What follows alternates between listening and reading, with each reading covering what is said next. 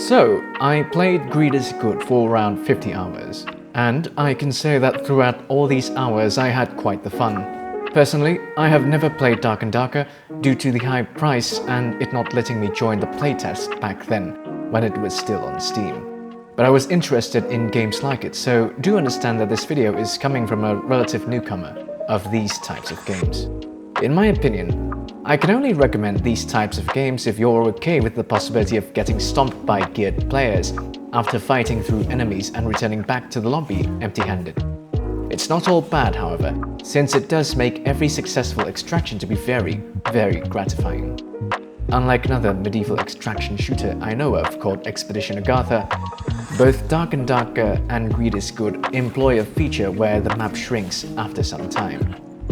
I think so far the main problem with having a map shrinking mechanic is that 90% of the time, you will meet other players since people will be concentrated in a small part of the map where the portals are going to spawn, eventually.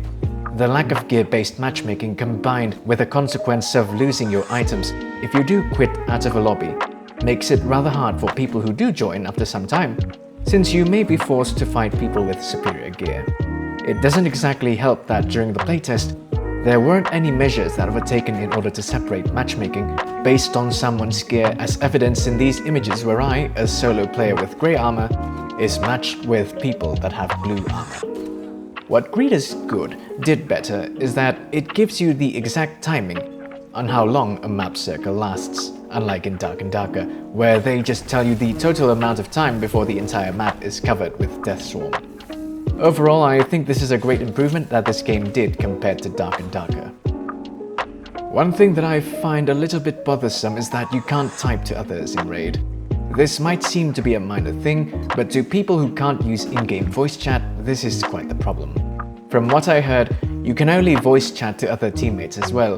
While I understand that this is done in order to prevent teaming up with other people, I am not very fond of being forced to kill others in order to guarantee extraction, since the time spent killing could have been better spent on looking for portals. But then again, blue portals are limited, so even if all players are peaceful, not everyone can get out. There is one feature I am happy for, but at the same time loathe, and it is the item return feature. I see the intention behind it. Imagine if you're, say, someone who teams up with randoms in this game, and you're geared up with legendary loot. Just as you've finished carrying your team in battle, they decide to stab you in the back in order to steal your gear. They loot your stuff and try to extract alongside the loot as they laugh at your naivete. But lo and behold, the moment they return to the lobby, their ill-gotten gains are returned to you. It's all well and good, but the problem is that it also returns the items that you purposefully want to give to others. This would have been just fine if there were a feature that allows you to give items directly to other players when you're not in a raid or a lobby. But there aren't any of them in this game. It would have been a non-issue if this is the type of game that didn't have a shrinking map or an extract that allows everyone to escape. But again, the game doesn't have both of these. These circumstances are alright to those who are used to harsh games like Rust. But to newcomers that are new to the whole thing, it may be off-putting. If you do find loot you're not interested in using, there's also a trade system in-game that includes item bidding. I have not gotten involved that much in trading, however, since an item only stays in a market for a relatively short amount of time before it is returned to you. Mostly I simply buy gear meant for barbarians from the player market, since that class isn't exactly popular and therefore players tend to sell those for cheap. There's also not that many variants of weapons in this game, and from what I notice, there are certain key differences on how they treat the classes in this game. For example, this game's equivalent of the fighter doesn't get to use ranged weapons. The mage here mostly specializes in pyromancy, and the ranger not being able to use any other weapons save for a short sword for melee.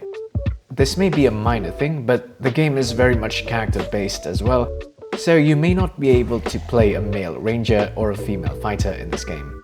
I personally am not a big fan of this approach, but this is the direction the game is going with. Besides this, there's also less varieties of passives overall, unlike in Dark and Darker. Plus, caster classes only get to bring 4 spells and 2 passives, while non-casters get to have 2 active skills and 4 passives. In return for this, casters aren't limited by spell memory like in Dark and Darker, but instead are limited by their mana pool. And unlike in Dark and Darker, there is also a cooldown period between spells in return for this seemingly infinite mana pool. I haven't exactly experienced the limited spell format in Dark and Darker, so I can't say if it's a good thing or not, however. And that's what I can say so far. If you're the sort of person who enjoys playing relatively difficult games combined with PvP with hard consequences, I can say that this game is for you, and the open beta is coming out on the 20th of September on Steam. If not, this game will frustrate you to no end. I hope this video was useful or at the very least amusing. If so, please subscribe, and as always, have a great time.